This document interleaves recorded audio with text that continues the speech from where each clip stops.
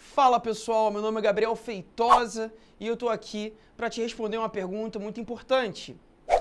Como cai Getúlio Vargas no Enem? Vamos tentar entender isso aqui. Chega mais.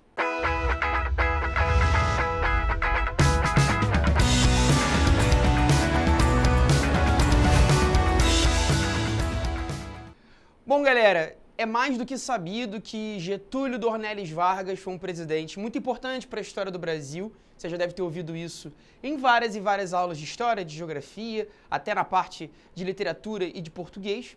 E a famosa Era Vargas deve ser sempre um assunto muito valorizado por você, seja no Enem ou em qualquer outro concurso, mas especialmente aqui se tratando do Exame Nacional do Ensino Médio, o Getúlio Vargas é fundamental.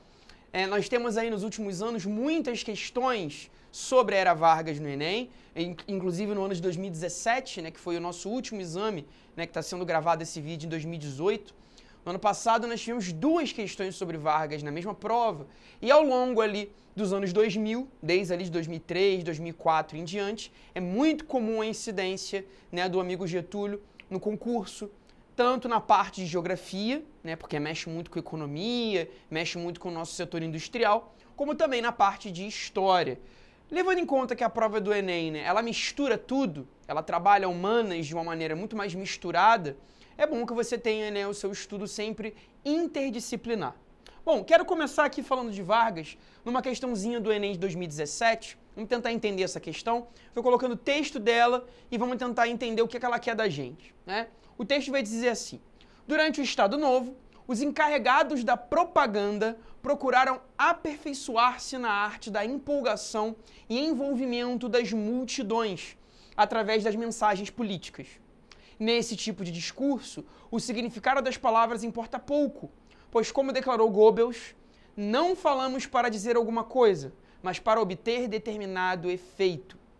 Esse é um texto, né? Propaganda política e controle dos meios de comunicação. Bom, gente, já para início de conversa, ele na primeira linha do texto menciona Estado Novo. E é bem importante que na prova do Enem você rabisque sua prova. Já dei essa dica, né, no como cai no Enem anterior, né, no primeiro e no segundo vídeo da nossa série. Eu já trouxe essa dica, mas vou reforçar, porque essa é uma dica muito poderosa. Rabisque sua prova. Viu Estado Novo aqui? Ele está falando de um período específico da Era Vargas. Ele não está falando de todo o período varguista. Ele está falando de uma época específica.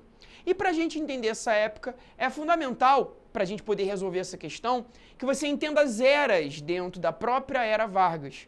Dentro desse período que vai de 1930 até 1945, lembre-se sempre disso, a Era Vargas começa em 1930 e vai até o ano de 1945, nós temos ali três épocas ali dentro. Você pode dividir em três etapas. É o que eu quero mostrar para vocês aqui nesse próximo slide, que é a cronologia varguista.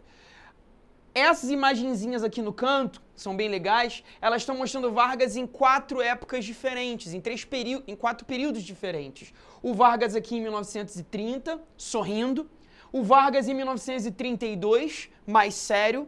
O Vargas em 1934, sorrindo de novo. E o Vargas em 1937, sério, bem sério, quase nervoso, né? Essas imagens elas já apareceram em questões algumas vezes, especialmente na prova da FUVEST da Unicamp, que gosta de trabalhar Vargas também pra caramba. Essas imagens já apareceram, para você notar como o Getúlio ele vai mudar muito ao longo do período em que ele governou. A gente costuma dividir, não só dessa maneira como está apresentado aqui, mas a maneira mais tradicional é você dividir em três períodos, tá? Governo provisório, governo constitucional e o Estado Novo. Assim a gente consegue entender por que ele está daquele jeito em cada imagenzinha, né? Você vê, no governo provisório, que é a primeira etapa de Getúlio Vargas, nós vamos de 30 a 34, ok? Lembrando que Vargas ele chega ao poder não por meio de uma eleição, mas sim por meio de um golpe ou revolução, né? Esse é um termo que vem gerando conflitos ali entre historiadores, mas é comum tratarmos o ano de 30 como Revolução de 30. Ele chega ao poder tomando o poder na marra, tá? E esse é um governo provisório porque ele não assinou nenhuma constituição, né? Ele vai anular a política do café com leite, que era o que se fazia no Brasil até então. Vamos lembrar que a nossa primeira República Brasileira, ela vai de 1889 até 1930, até esse ano, e era conhecida como República do Café com Leite, onde o poder ficava muito centralizado na mão de São Paulo ou de Minas. O que Vargas vai fazer aqui? Retirar o poder da mão desses grupos, que são as chamadas oligarquias rurais. Grupos que dominavam a política, cafeicultores de São Paulo e fazendeiros de Minas. Esse é o primeiro objetivo de Getúlio como presidente, ok? Eliminar essa influência. E vai anular a Constituição que vigorava no Brasil até então. Vai estabelecer um caráter de muito controle sobre a política. De modo que ele está feliz. É o que vai acontecer em 1930. Tomou o poder, é presidente e tudo mais. Em 32 ele vai ficar bolado. Por quê? Rola uma revolta em São Paulo, a chamada Revolução Constitucionalista de 1932. Uma revolta que vai eclodir ali no centro de São Paulo, na cidade de São Paulo, em julho de 1932, mostrando ali uma insatisfação. Claro, né, gente? A política do café com leite não tinha sido eliminada? Os paulistas não tinham perdido poder? Sim. Portanto, os paulistas vão reclamar. Vão pedir uma Constituição. Getúlio fica bolado, é o que é mostrado naquela imagenzinha, mas, mesmo reprimindo essa revolta em São Paulo, ele vai dar o que os paulistas queriam, pelo menos até a página 2, digamos assim, né? Não vai dar tudo o que os paulistas querem, vai dar algumas coisas. A principal reivindicação de São Paulo será atendida, é a Constituição. Ele convoca uma Constituição em 32, começa a desenvolvê-la e ela vai ficar pronto 2 anos, né, para frente. Em 1934, portanto, né, 2 anos depois da revolta em São Paulo, Getúlio Vargas assina uma Constituição. E isso inaugura uma nova etapa do seu governo, o governo constitucional, beleza? De 34 a 37, o Brasil será uma democracia. Temos uma Constituição assinada no ano de 34 que garante o caráter democrático. Vamos lembrar do respeito aos 3 poderes, vamos lembrar ali do voto feminino, vamos lembrar ali desse momento do chamado período entre guerras, onde nós vamos ter vários partidos no Brasil. Essa é uma etapa pluripartidária, ok? Onde vão existir vários partidos. A gente pode destacar 3. A ANL, né, uma tendência de centro-esquerda, o PCB, que é um partido já bem de esquerda, né, um partido que alguns vão apelidar de esquerda radical, o Partido Comunista Brasileiro, e a AIB, que é um partido de direita, a Ação Integralista Brasileira. Vargas vai permitir que esses partidos tenham liberdade, vai estabelecer ali uma liberdade de imprensa, vai estabelecer uma liberdade aos sindicatos. É o período mais light da era Vargas, é o período mais tranquilo. Não à toa, ele está sorrindo aqui com a carinha de bom moço em 34. Percebe como a imagem representa isso, esse caráter democrático de Getúlio. Porém, gente, em 37 tudo muda de figura, por isso que ele vai apresentar uma feição mais nervosa naquela última imagem. O Getúlio de 37 é o Getúlio ditador, é o Getúlio que estabelece uma ditadura apelidada de Estado Novo. É a etapa mais controladora, mais excessiva, mais violenta. Gabriel, posso dizer que é mais violenta do que o período provisório? Sim, muito mais violenta, porque é uma ditadura de fato declarada. Aqui ele vai prometer alguns elementos democráticos. Aqui ele não está prometendo democracia nenhuma. Anula a Constituição assinada em 34, fecha todos os partidos políticos, todos, sejam os de esquerda, sejam os de direita, são fechados. E é exatamente o período que a questão está nos mostrando, percebe? Você tem que entender essas nuances, tem que entender essas diferenças. Quando o cara colocou na questãozinha Estado Novo, você tem que sublinhar o termo e já colocou lá, 34 a 45, ditadura. É uma ditadura.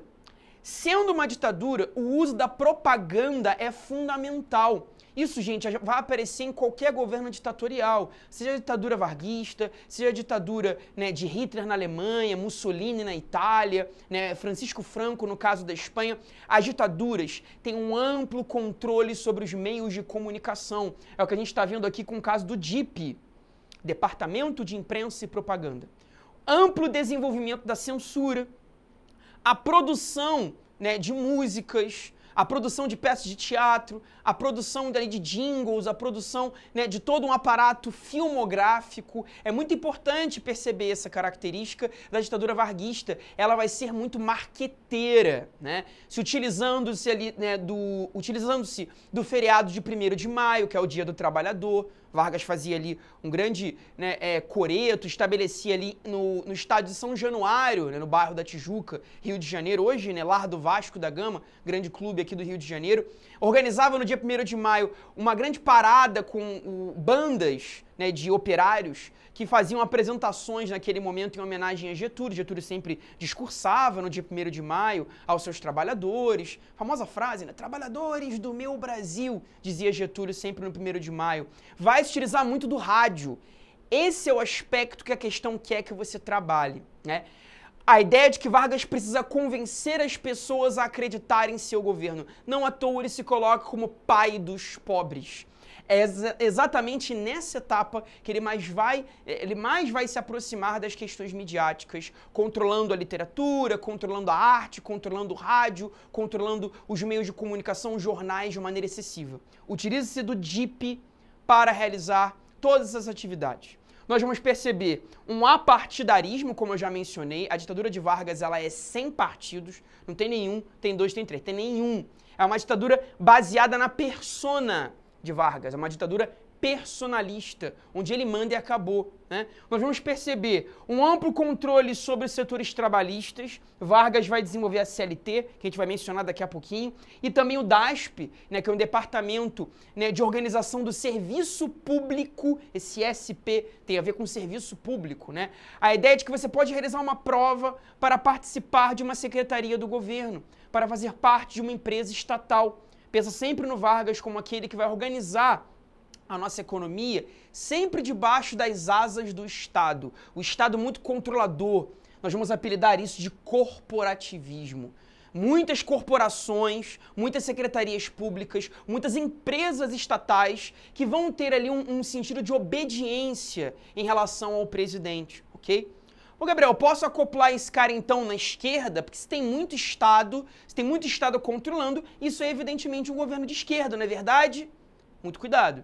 Muito cuidado, gente. Não é porque tem muito Estado que isso, obviamente, é um governo socialista. Essa é uma associação muito rasa, muito simplista que as pessoas realizam. Se tem muito Estado, é socialista. Se tem pouco Estado ou nenhum Estado, é capitalista de direita. Não obrigatoriamente, né? O Vargas aqui, ele mantém a nossa economia no giro do capital. Ele mantém a nossa economia dentro da lógica capitalista. Não à toa vai realizar uma grande aproximação com os Estados Unidos, né? Não à toa vai realizar ali um amplo financiamento do nosso setor industrial dentro de uma lógica de comercialização, de compra e venda. Ele vai respeitar a propriedade privada, né? Que é um grande elemento da economia capitalista, o respeito à propriedade privada, né? Então, não associe Vargas ao socialismo, por favor, tá? Nós temos um Estado muito interventor, tanto na lógica socialista, obviamente, como também numa lógica capitalista. É possível querer muito Estado numa economia capitalista, tá? Então, não dá pra gente analisar de maneira tão rasa assim. O espectro de esquerda e direita, ele vai muito além simplesmente de muito Estado ou de pouco Estado, tá? Essa é uma associação importante. Os vestibulares não associam Vargas ao socialismo. Vão associar Vargas à lógica capitalista, mas a um capitalismo de Estado, né? Um capitalismo de muito controle do Estado. Sendo assim, a gente percebe também a participação dele na Segunda Guerra Mundial ao lado dos Estados Unidos, ao lado da França, ao lado da Inglaterra, são os chamados aliados. Então isso é importante também de lembrar em Vargas, essa participação ao lado do eixo aliado, perdão, do eixo não, que o eixo é o outro lado, né? Do lado dos aliados, o eixo representava, né, Alemanha, Itália, Espanha, e Japão, né, naquele sentido, né, nazi-fascista. Vargas vai jogar do outro lado, vai jogar do lado da democracia americana, apesar dele mesmo não realizar uma democracia no Brasil, o que torna tudo muito irônico. Nesse sentido, vamos para a questão, porque eu acho que já deu para matar aqui. O controle sobre os meios de comunicação foi uma marca do Estado Novo, acabei de falar disso. Sendo fundamental a propaganda política na medida em que visava. Ou seja, o controle sobre esse meio de comunicação tinha qual objetivo? O que visava esse controle? Vamos lá. Conquistar o apoio popular na legitimação do novo governo? Faz muito sentido, né? Eu controlo os meios de comunicação, os jornais, o rádio, os filmes, as peças de teatro, para que o povo passe a acreditar no que o governo determina. Faz muito sentido, né? Vamos ver a B aqui. Ampliar o envolvimento das multidões nas decisões políticas. O problema aqui é decisões políticas. Vargas não vai querer que a multidão, né, o auxilie no governo e o ajude a decidir coisas. Não, gente. A ditadura varguista, ela é centralizada. Lembra sempre daquele termo que já caiu em prova várias vezes. Fortalecimento do poder executivo federal. Ou então, um termo mais bonitinho, que seria hipertrofia do poder executivo. Ou seja, quando o poder executivo fica hipertrofiado, fica forte, fica muito fortalecido. Vargas manda, o resto obedece. O Congresso não tinha muita atuação, o Judiciário também não. Então ele não quer que o povo participe, de maneira nenhuma. Ele quer que o povo fique ali, num sentido de obediência, tá? Então não tem como ser a B. C. Aumentar a oferta de informações públicas para a sociedade civil. Informações públicas não, né? Porque aí poderiam ter informações contrárias ao governo. A ideia é que o governo controle essas informações, determine o que você pode e o que você não pode fazer, o que você pode ou o que você não pode saber. Então, um grande controle de informações por parte do governo é o que o DIP realizava, ok? D. Estender a participação democrática dos meios de comunicação no Brasil. Não, participação democrática nunca. É uma ditadura, né, gente? Não há democratização dos meios de comunicação numa ditadura. Letra E. Alargar o entendimento da população sobre as intenções do novo governo. Não, a ideia é restringir o entendimento da população. Deixar com que ela saiba do mínimo possível. Só o governo pode trazer essas informações por meio do DIP. Então, quanto menos informações chegarem a você e essas informações sejam totalmente manipuladas pelo governo, melhor. Ficamos assim, galera, sem dúvida, com a letra A de amor. Conquistar o apoio da população na legitimação do novo governo. Eu estabeleço ali todo um controle midiático e, nesse sentido, passo a trazer as informações que eu quero a você. Isso pode valer, gente, não só para a ditadura varguista, mas principalmente para as ditaduras de Hitler e Mussolini. É o caso da Alemanha, é o caso da Itália, no qual Hitler, né, vai influenciar muito Vargas. A nossa Constituição aqui do Estado Novo, ela é assinada em 1937, é a chamada polaca, foi baseada na Constituição polonesa, que era muito influenciada naquele momento pelos alemães. Perceba como Vargas, ele pega referências nazistas e fascistas para governar nesse momento, ok? Então dá pra gente criar certas aproximações entre Getúlio e esses governos. Porém, não podemos caracterizar Getúlio Vargas como liderança fascista. Explico por quê, por uma questão muito simples. O fascismo, de maneira geral, ele se organiza num único partido, no regime unipartidário. Isso é um dos elementos fundamentais do fascismo, seja dos alemães como dos italianos. Tem um partido só. É o partido nazi na Alemanha, é o partido nacional fascista na Itália. Como Vargas não organizou nenhum partido, fica complicado estabelecer, né, esse conceito a ele de fascismo. É um debate que se abre entre historiadores. A ditadura varguista, ela tem aspectos muito próprios, muito exóticos, que são quase ali exclusivamente de Vargas. É um caso muito próprio, ok? E a gente vai caracterizar esse líder como um líder populista, ok? Bom, galera, vamos para mais uma questão aqui, questão do Enem de 2016. Essa questão que a gente acabou de ver já deu pra gente resumir muita coisa nela. Legal, né? Como a partir de uma questão a gente já consegue tirar vários assuntos, revisá-los e perceber como ele pode aparecer para você no Exame Nacional do Ensino Médio. O Estado Novo é um assunto campeão. Gabriel, qual é a parte da Era Vargas que mais cai? Sem dúvida nenhuma é o Estado Novo. Fica atento a esse período, principalmente na relação do Estado com o povo. Coisa que eu já falei nos programas anteriores. Já falamos disso no programa 1 e no programa 2. E eu vou sempre ressaltar, o Enem gosta muito de entender a relação entre os governos e aqueles que são governados. De que maneira existe essa relação? Ela é livre? Ela é controlada? Ela é semi-livre, semi-controlada? Tem que sempre estar muito atento a isso. Na questão de 2016, ele está falando sobre o seguinte: a regulação das relações de trabalho. Isso é um tema fundamental no Enem, ok? Relações de trabalho. Entender como o Estado se relaciona com os seus governados nas relações trabalhistas. Vargas é um cara importante nisso e a gente vai estar atento agora. A regulação das relações de trabalho compõe uma estrutura complexa, em que cada elemento se ajusta aos demais. A justiça do trabalho é apenas uma das peças dessa vasta engrenagem. A presença de representantes classistas na composição dos órgãos da justiça do trabalho é também resultante da montagem dessa regulação. O poder normativo também reflete essa característica. Instituída pela Constituição de 34, a Justiça do Trabalho só vicejou no ambiente político do Estado Novo, instaurado em 37. Olha lá, ele está relacionando dois períodos diferentes que nós já vimos. A Justiça do Trabalho foi criada pela Constituição de 34. Portanto, você já sublinha e marca na sua provinha. Período democrático. Foi criado na era democrática de Vargas. Porém, ele está dizendo no texto, olha como o texto nos ajuda. A Justiça do Trabalho só vicejou no ambiente político, ou seja, só entrou em prática, né, no Estado Novo, instaurado em 37. Apesar de Vargas ter instituído essa justiça em 34, ela só começou a atuar de fato no período ditatorial.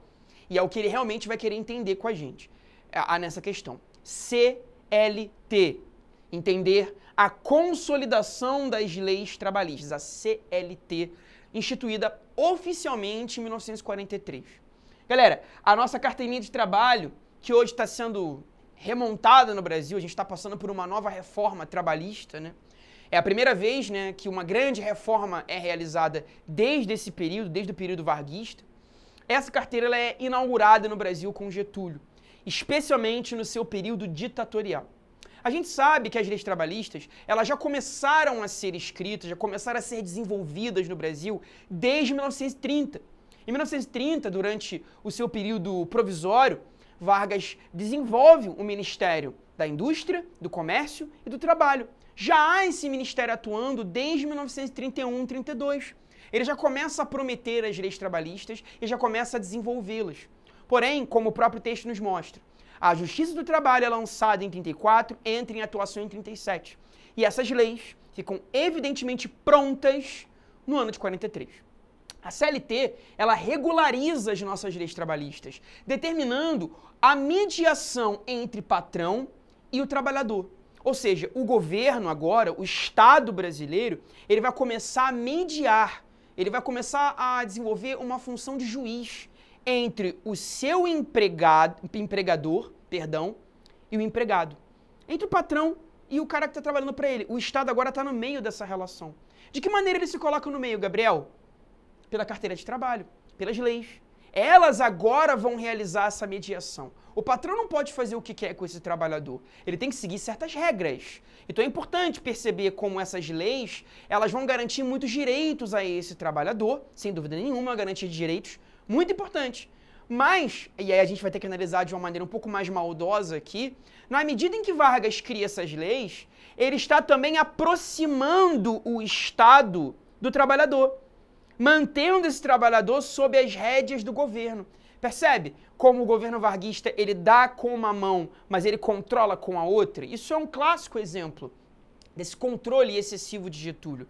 Ao passo que ele está dando vários direitos, a gente está vendo aqui na imagem esses direitos, está vendo aqui, né, no slide, ele também está controlando esse trabalhador, mantendo sobre as rédeas do governo. É isso que nós chamamos de corporativismo, né? Esse excessivo controle que o governo federal exerce sobre a gama, sobre a massa de trabalhadores operários. Uma atenção importantíssima. Ele só vai desenvolver essas leis para trabalhadores urbanos. Isso já caiu em prova algumas vezes. Nós não podemos dizer que a CLT ela se expandiu para o campo. Não há lei trabalhista para a região rural, por enquanto, tá? Lá na frente, João Goulart vai desenvolver, né, o chamado Estatuto do Trabalhador Rural a partir de 1962. Mas até lá, nós temos leis trabalhistas apenas para as cidades, aproximando Getúlio dos grupos urbanos, tá? A gente vai notar, com medidas da CLT, salário mínimo regional. Então a gente vai notando que cada estado, cada região brasileira determina o seu próprio índice de salário mínimo, tá? Jornada de trabalho de 8 horas diárias, o que totalizaria ali entre 40 e 44 horas por semana. Isso não existia antes. Não à toa, muitas greves ocorreram no Brasil, especialmente na década de 10 e 20. As famosas greves de 17, ocorridas em São Paulo, no momento ali da República Velha, exigiam uma jornada fixa de trabalho, que era uma coisa que ficava muito a cargo do patrão. Ele determinava quanto tempo você trabalhava e tudo mais. Agora, já há uma fixidez em relação a isso, né? Férias anuais remuneradas, de 12 em 12 meses. Você tem que tirar férias durante pelo menos um mês do ano, né? Onde você vai estabelecer a remuneração do trabalhador durante essas férias. A regularização de sindicatos oficiais. Isso é um tema polêmico durante a Era Vargas. Tem sindicato no Estado Novo? Tem. Os sindicatos existem. Eles não serão fechados. Porém, muito controlados pelo governo. São sindicatos que só podem atuar em caráter oficial se o governo permitir. Então lembra sempre disso. Os sindicatos na era varguista, eles vão poder atuar, mas na era do Estado Novo, no período ditatorial, são sindicatos obedientes ao governo. Nós apelidamos isso de sindicalismo pelego. O sindicato pelego é aquele sindicato que não tem muita autonomia, que não tem muita liberdade de atuação. Ele está muito controlado pela lógica governamental. Ele é permitido pela Constituição, ok? Descanso semanal remunerado, isso também é importante, o sábado e o domingo, né? Indenizações em caso de demissão, a não ser ali nos casos de justa causa, obviamente, né? Mas toda demissão tem uma indenização, você tem que ser indenizado por estar se retirando da empresa, né, numa demissão sem justa causa. Isso é uma conquista da lei de 43. Regularização do trabalho feminino. Vargas deixa muito claro que não podemos ter distinção de salários entre homens e mulheres. A gente sabe que na prática isso não vai ocorrer, né? Até hoje nós temos uma disparidade salarial muito preocupante entre homens e mulheres. Isso é uma reivindicação muito forte desde os anos 40, dos anos 30, no Brasil e no mundo todo. A disparidade de salário entre homens e mulheres é um grande problema. O fato de poucas mulheres exercerem cargos de liderança, isso é uma realidade, isso não é uma reclamação vazia, como muitos argumentam, isso não é uma reclamação sem fundamento, nós temos fundamentação estatística para comprovar isso. Por mais que muito já tenha sido avançado, a gente sabe, né, que o espaço da mulher no mercado de trabalho cresceu muito, mas não cresceu o suficiente, de lá para cá ainda muita coisa precisa avançar, mas Vargas é um cara que está dialogando com essa tendência. Mas claro, né, galera, para conseguir o eleitorado feminino, tem que olhar com maldade aqui. Como é um grande populista, Vargas tem sempre essa característica de doar direitos para desenvolver o apoio do povo a ele mesmo. Então é uma garantia de direitos no sentido de manipulação das massas, sem dúvida nenhuma, né? E proibição do trabalho de menores. Isso também era uma reivindicação muito antiga, né, que vinha desde as greves lá do período da República Velha. Crianças, para vocês terem uma dimensão, em alguns locais da Europa e até mesmo aqui no Brasil, tinham um salário superior ao salário da mulher. Era o segundo maior salário da fábrica, o homem adulto e a criança. As crianças eram muito utilizadas, principalmente para a realização, né, da limpeza das máquinas, para fazer também a manutenção das máquinas por dentro, pelo fato de elas terem corpo pequeno, mãos miúdas, utilizavam-se do seu corpo pequeno para entrar na máquina e algumas vezes consertá-la ou limpá-la por dentro. Catastrófico, né? Isso vai levar a doenças respiratórias, né, doenças de pele, por conta ali das temperaturas elevadas no local da fábrica. Realmente uma situação muito difícil. E Vargas ele vai começar a mediar essas relações e estabelecer regras mais rígidas. Agora vamos à questão. Agora que a gente já entendeu o que é CLT, vamos para a questão. A questão vai pedir assim, né, a partir daquele texto que a gente viu agora. A criação da referida instituição estatal, na conjuntura histórica abordada, teve por objetivo legitimar os protestos fabris? Não. Se a ideia da CLT é controlar e manipular, como nós vimos, protesto fabril não tem legitimação por parte do governo. Pelo contrário, o bom sindicato é aquele que se mantém obediente e pacífico. Então Vargas não vai abrir, né, espaço para protestos, abrir espaço para essas revoltas e greves. A ideia é eliminar esse contingente revoltoso. Não à toa ele vai fechar o PCB e a ANL durante esse momento, né? Os partidos de esquerda vão ser fechados para que não haja de fato movimentos grevistas e de revoltas. B. Ordenar os conflitos laborais. Olha que interessante. Ordenar os conflitos seria no sentido do Estado se colocar, o governo se colocar como aquele que vai mediar as relações, os conflitos. O que seria o conflito laboral? Conflito no local de trabalho. Muitas vezes o conflito entre o operário e o dono da fábrica, ou o conflito entre operários, entre sindicatos. A ideia é que o Estado possa mediar essas relações. Nós vimos isso no slide anterior, né? Vou voltar aqui. Mediação entre patrão e trabalhador. O Estado se coloca como um juiz dessas relações, obviamente, no objetivo de ordenar os conflitos laborais. É o nosso gabarito, galera. O Estado varguista, ele é muito paternalista. Ele se coloca como pai dos pobres, lembra disso, né? Então, ele não quer que existam conflitos entre o operário e o dono da fábrica. A ideia é que esses conflitos sejam eliminados, até para que o dono da fábrica tenha menos dor de cabeça. Vamos lembrar que um dos grandes grupos que vão apoiar Getúlio ao poder é a classe média fabril. São os donos dessas fábricas, que não querem dor de cabeça, não querem problemas. Então, criando uma lei, você assegura uma pacificação desses conflitos, que é o nosso gabarito. As outras você vai eliminar, né? Oficializar os sindicatos plurais. Plurais não, porque se a gente oficializasse os sindicatos plurais, significaria dizer que você poderia ter sindicato de esquerda, você poderia ter sindicatos ligados à União Soviética, ou sindicatos ligados à Alemanha nazista. Não podemos. A pluralidade sindical não pode ocorrer. Na verdade, os sindicatos agora, eles seguem uma homogeneidade. Todos eles atuam da mesma maneira em obediência ao governo. Então, assim não tem como a gente observar. D. Assegurar os princípios liberais. Claro que não, gente. Porque dentro da lógica liberal, você tem que dar liberdades individuais. E o Estado Novo, ele não é nem um pouco liberal, não dialoga em nada com o liberalismo.